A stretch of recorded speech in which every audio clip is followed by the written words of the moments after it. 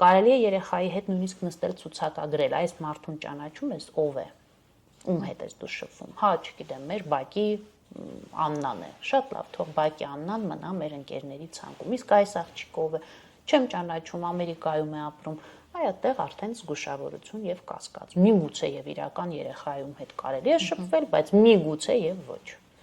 Մյուս շատ կարևոր բանը ծնողը պետք է հետաքրքրվի, թե ինչով է զբաղված երեխան on-line տիրույթում։ Բացարձակ այստեղ հիմա ես չեմ խոսում նրա մասին, որ հսկել, մտնել երեխայի հեռախոսը առանց երեխայի իմացության եւ այլ եւ այլ։ Դա միանշանակ երեխայի կողմից կդիտվի որպես իր անձնական սահմանների խախտում եւ երեխան փակվելու է,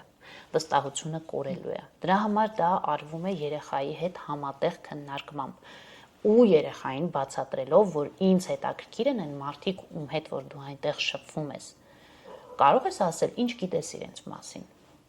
Կարող ես ասել, ոնց են իրենք ազդում քո կյանքի վրա։ Դու ուրախ ես, երբ որ իրենց հետ շփվում ես, էմոցիոնալ ֆոնն եք ստուգում։ Քեզ լարում է իրանց հետ շփումները, կոնֆլիկտի մեջ եք, որտեղ կիբերբուլինգ էլ կա, որը ոչ պակաս վտանգավոր է երեխայի հոգեկանի համար, դեռահասի տվյալ դեպքում։